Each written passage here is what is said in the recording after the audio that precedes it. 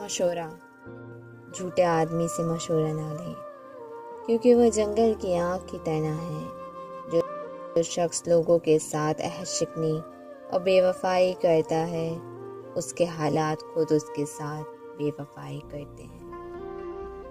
اپنے دشمن سے مشورہ نہ لیں، بلکہ اس سے اپنی باتیں چھپائیں۔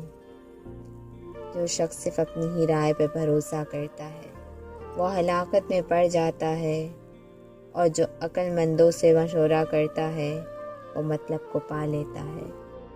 جیسے کہ باہمی مشورہ کرنے سے درست رائے معلوم ہوتی ہے، وہ اور کسی صورت سے معلوم نہیں ہو سکتی۔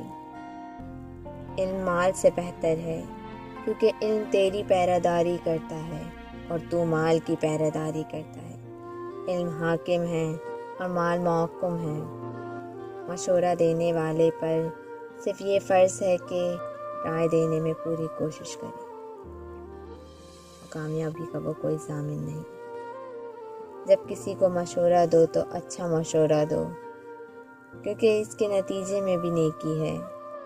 اگر کسی چھوٹے آدمی کے منہ سے کوئی عمدہ اور اچھی بات نکلے تو اسے حقیر نہ سمجھو اور اپنے خیر خواہ کی بات کو رد نہ کرو، اور مشورہ دینے والے کے ساتھ دھوکہ اور فریب نہ کرو۔